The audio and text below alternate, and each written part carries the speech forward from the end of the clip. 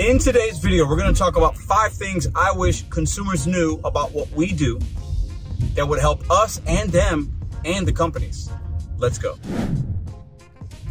Mr. Bet on You, Pedro DoorDash Santiago, back at you with another video with the RideShare guy. Now, before we get started, I want you guys to drop down below in the comments section. What are things you wish consumers knew? What are issues that you don't think they're aware of? What are things you'd want them to know to make your job easier and in return help them? Now, I am a DoorDash delivery driver, Instacart, Uber Eats. Those are the apps that I run. I am at almost 11,000 combined deliveries. So these are 5 things that I think would be extremely helpful if the customer knew what we did. Now, the first thing for me is the simplest. Consumers, we do not work for the company. We're not employees. We don't work for Instacart, Uber Eats, Grubhub, Walmart, Spark, DoorDash. We don't work for them. We get to pick and choose the orders that we see that works for us. We are not obligated to take everything. We are not obligated to even keep things. If there are long waits at restaurants, if the delivery instructions look crazy, if something happens and we're just like, you know what, I accepted this order, but something came up. We could unassign or drop those orders, and another driver might and probably will pick up that delivery for you. But we are not employees. We don't have benefits. We use our own personal vehicle. That's the first thing, and really the biggest thing. I think some consumers are confused that we work for the company. They're paying us a lot of money.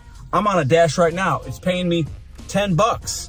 Not a bad payout for a couple of miles. But not all orders are like that. Many times we see $2 and $3.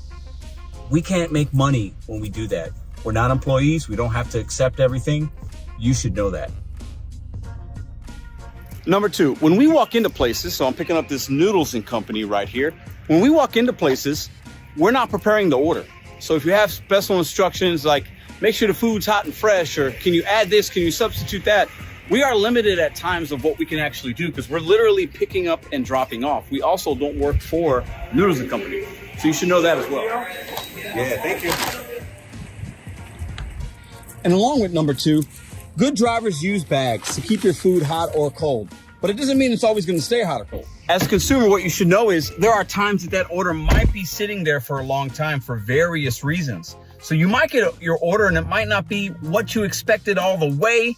But that's not on us all the time as well, because we're just picking it up and dropping it off. We're going to use a hot bag, but if the order's been sitting a while or if the merchant doesn't keep it hot or cold for you, sometimes there's little that we can do. So know that when you get that product, we handled it with care most of the time because most of us are good drivers, but it doesn't mean that we made the food cold. There's a lot of other factors that are involved with that. So think about it as a consumer when you go and pick out something for yourself. If you've got a 10 or 15 minute drive, which is a normal amount of time between deliveries from where we pick it up and get it to you, your food's never going to be as hot as it is if you went and ate it at that restaurant. Think about that. So for number 3, you as a consumer know exactly where you live, where you work. You know if there's a gate code, some kind of PIN access, difficult parking, maybe an apartment complex that isn't quite easy to find when your friends come over. You know that. We don't. So we as drivers really love helpful instructions, good communication, and consideration when we are actually trying to facilitate the delivery for you. Some of those examples would be like giving us a door code, some kind of PIN access. If you're at work, letting us know, can we leave it at that school office? Is that okay? If it's an office building and we have to take elevator access, is there some kind of key code? Do we need to check in with security? Any kind of information like that we can know before we get there is going to allow us to facilitate and get you that delivery much quicker, swiftly, and allow us to get us moving on our next delivery and you get your lunch a lot quicker. And to piggyback on that, what sometimes can be confusing for us is when you select hand to me in the app, right? Or on Uber, like wait in a car, something like that, but then you type in, leave it at the door or leave it here. Just please select the appropriate delivery option for us so that we can get it to you quickly. So we got 2 more to go, but what are you guys thinking so far as you're watching this video? Drop a suggestion, a comment. What are some things that you want consumers to know? And as a consumer, if you're a consumer watching, what are some things that you want us drivers to know? Leave a comment right now before we get to number 4 and number 5. So number 4 might seem really simple for you and for some, but as drivers, we run into this issue all the time. Porch lights at night, we love them. If it's inclement weather, if it's been snowing, maybe shovel a little bit. Dogs, pets, if you have dogs and you're expecting a delivery, please don't have your dog just running around in the front yard unleashed. We don't know that you don't have a dog. We might be afraid of dogs. Your dog might be the best dog ever. But when we're going to your home, we don't know you, you don't know us. Make it as safe as possible with porch lights, safe railways that are good. If you have crazy steps, let us know that. If you have dogs, put them away. That is super important to most of us drivers. We don't know where we're going. We don't know your house. You know your house. We don't know if you have pets. And at night, please put a light on. Because we want to deliver you your food, your alcohol, your groceries, but we can't do it safely if when we get to your house, those things aren't taken care of for us. And last, but certainly not least, these apps, DoorDash, $2 base pay sometimes. Uber Eats, I've seen it as low as $1 and some change. That's what the company's paying us, regardless of the service or delivery fee you might be paying. Instacart, $7 to shop 100 items for you. That's all we're getting from them. Now, pay is a touchy subject. People don't like to talk about it. And really the consumer, shouldn't really need to know what we make necessarily. But when you decide not to leave a tip, we really cannot make a living and make money. Now, is that your responsibility? Some would say yes, some would say no. But knowledge is power.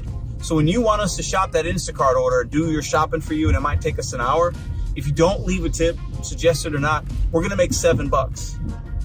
That's not right. Or you might not get it for a while because there is no tip on it. And some drivers won't take orders without a tip because most of those, 99% of those, are not worth our time. We're basically either losing money or breaking even when you don't leave a tip. Know that these companies pay us very little. So in closing, consider leaving a tip. Know that we don't work for the apps. Leave us proper instructions.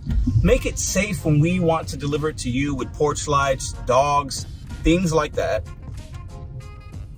And we don't have control most of the time if that restaurant prepares your food correctly, because most of the bags are sealed. We can ask questions, but if that mac and cheese doesn't have something on it that you wanted, most of the time that's not going to be on us. We want to deliver you your food.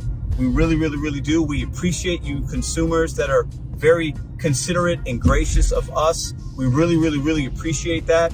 But knowledge is power. Now that you know what we like, let us know as consumers down below, what are some of the things that we do that you like to see us do a little bit better, or things that we do that you don't like?